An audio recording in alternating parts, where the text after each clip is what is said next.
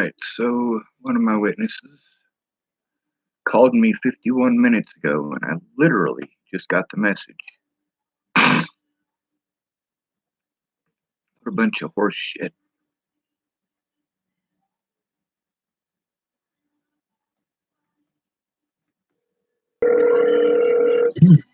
Hi, Hey, Kinga. how are you doing, Sean? I'm extremely overwhelmed. I expected that, even if everything was going really well. This is some weird, shitty times to be living in. And I know that things are never entirely going super easy for you, so No, ma'am. tell me, tell me all about it. Well, I had a bunch of evidence that I was gonna try to get to a lawyer, but the problem is that being homeless and being shipped around everywhere and all that, not being able to be in Colorado, like being stuck out on the streets, everything gets stolen. Mhm. Where are you now? I'm in Chapel. Okay, Nebraska. Yes, ma'am. My public And pretenders wouldn't do anything. I needed people to come forward, and that phone that I had, the one where, like, when you said that you were afraid of being deported if you came forward, like, there was a lot of people who typed stuff like that as their reasons for not coming forward. You know, they were afraid of getting their kids taken by the police, or they were afraid of. Well, actually, you were the only one that was afraid of being deported, but yeah, and having said that, I'm a U.S. citizen, but the way shit is going, um, it doesn't mean much. They even made a rule about that. I'm just gonna take that away from you. You know? yes, ma'am. And see, that's the thing is that, people are afraid to come forward. They're afraid to tell the truth. And then I'm a bad guy for saying it. I mean, I've been targeted everywhere that I go. I can't. Boulder was the only place where I was ever allowed to be me, and now I can't go back. So when you say you can go back, like, are you legally prevented from entering Colorado still? Yeah. Well, see, my public pretenders wouldn't do their jobs. And legally, if I'm incarcerated, then I can't have a failure to appear. But my public pretenders didn't do their job. And because my first court date in Arapahoe County was right after I had missed a court date. I had missed a court date because I was incarcerated. And then they prevented me from having my rights because I had a failure to appear. And that's not possible because I was incarcerated. And then I missed 5 more court dates because I was incarcerated. My public pretender wouldn't do her job. She was working for the prosecution. She didn't show up for any of the important court dates. And literally, like, she lied to me repeatedly. And when I threatened to sue her, like, she should have been dropped as my attorney. But the judge wouldn't allow me to drop her as my attorney. So she outright lied to me, and between them and the psychological and physical tortures in the jail, like, it just ended up being a big mess. They literally threw away a whole bunch of reports that I had made about the abuse by the police in the jail, as well as reports that were written by other inmates. That's how bad it was. Other inmates were writing reports about how I was treated, and they kept throwing them away, like, in front of us. And other inmates were telling me, hey, I did try to turn that in, but they threw it away. And I was like, yeah, they did the same thing to me.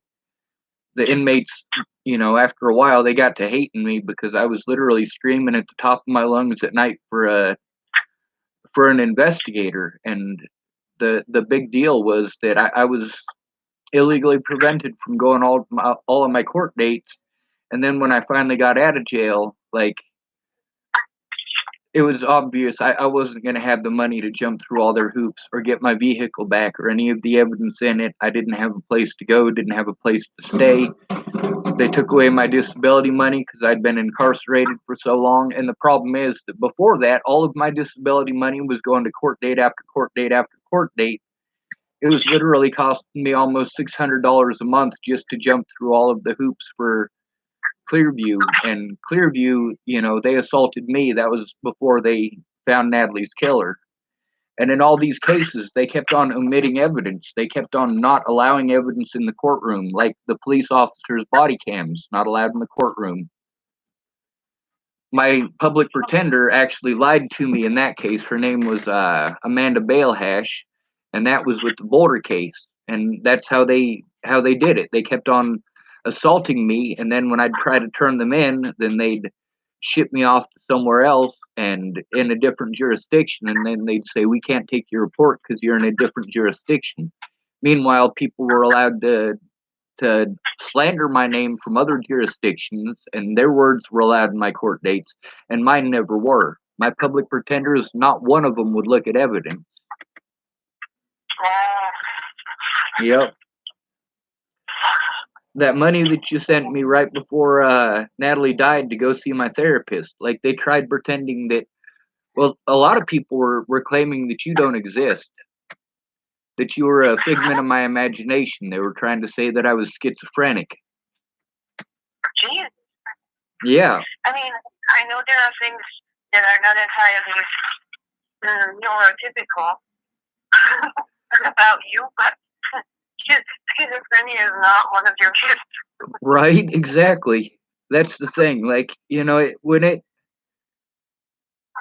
it got to the point where I had been having my life threatened and had people threatening to kill my loved ones by the time Natalie died, I'd already been dealing with that for over a year. And after Natalie died, it was an additional 7 months before I literally had to break the law to try to force the FBI to take a look. I've literally made hundreds of calls just to the FBI. I've made hundreds of calls to autism outreach places, and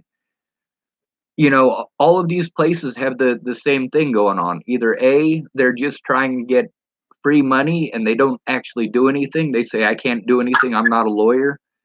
But all they're doing is trying to get free money out of the taxpayers. They're not actual therapists. They might be certified, but I mean, they should be certifiably put in a friggin' institution because they're not helpful. I don't need somebody just to talk to. I needed those people to actually, take a look at evidence and step up in court. And the police, every time I'd try to turn in a police officer, they'd use the suicide watch thing to prevent me from turning them in. The fact that I have to go to police here in Chapel that I had gone to before Natalie was killed, and don't get me wrong, all the police officers that I talked to, as far as I know, all the police officers that I talked to here in Chapel before Natalie was killed are gone. But the thing is that some of them were still here when after Natalie died, and I was trying to turn in Ted Bollinger and Alicia Bollinger for the things they were pulling. That whole family was allowed to mess with my head for, over a year and a half, and nobody would do anything about it. I mean, I literally broke the law in August of 2018 because the police wouldn't do anything. Sean, can I call you back? Yes, ma'am. Okay, I'll call you back in like 20 minutes. Don't go anywhere, okay? Yes, ma'am. Bye. Bye.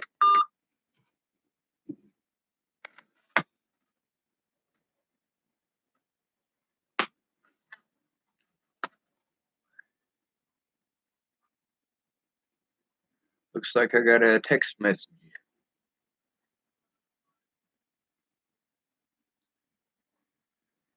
It says the text message is from 54 minutes ago. We'll see what it says. Nebraska DHHS, welcome to text messaging. You will be receiving texts that generally refer to eligibility programs. Thank you. Stop to opt out of texting. Maybe I should type hello.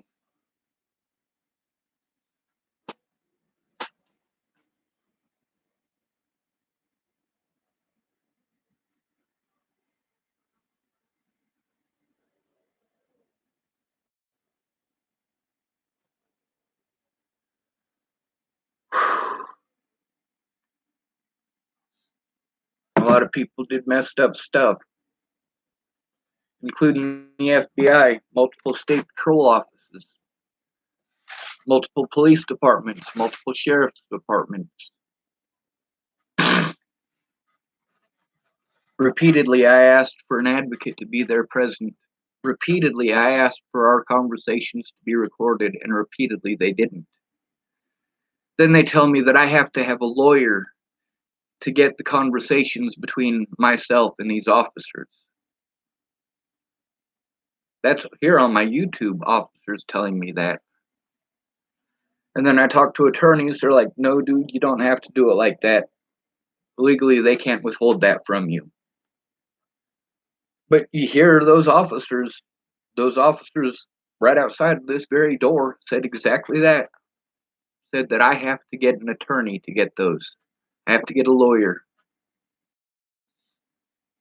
The police know what they're doing is wrong, but they're doing it anyway because there's no public outcry.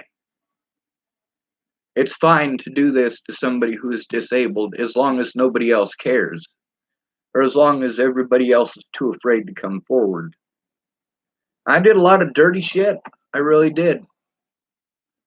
Out of necessity. My friend Anna Hunka, she died a year ago today. She was living with somebody with a history of physical abuse against her.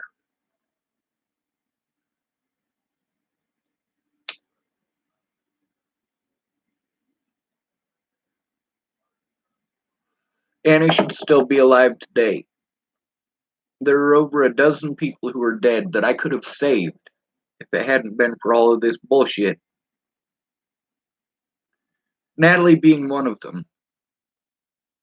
Obviously, if I'm willing to walk from Bozeman, Montana to Boulder, Colorado for my older brother, I'm willing to walk from one side of Denver to the other for Bo James Prince or for Sam Wilkins. If I'm willing to drive 1,700 miles to rescue Miss Natalie or 2,100 miles to rescue Ran Ingersoll, obviously,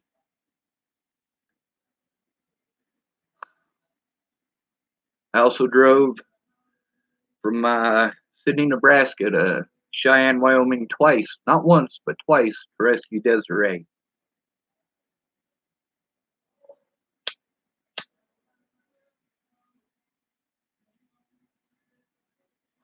Yeah, I knew most of these people were addicts. The ones that I didn't know were addicts, when I found out they were addicts, I still loved them. I still help them. I still care. Well, you guys throw them away like they're garbage. But then again, I'm not an addict, but you throw me away like I'm garbage too. Meanwhile, I don't do drugs.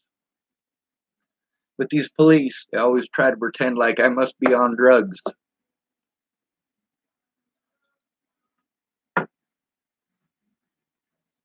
They get hostile with me. Hostile. You know how screwed up that is? Rihanna is hitting Amy Kalina Kingery's kids. Not spanking them, but smacking them around. And I'm the one who gets treated like he's abusing children. Meanwhile, those girls were throwing this wooden whale that Rihanna had.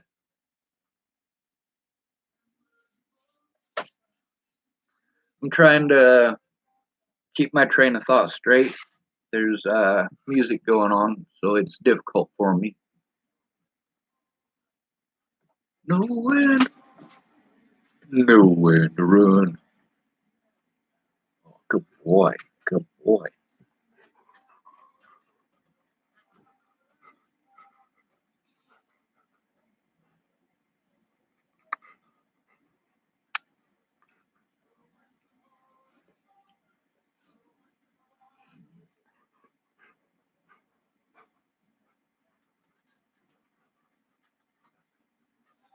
He's a good boy.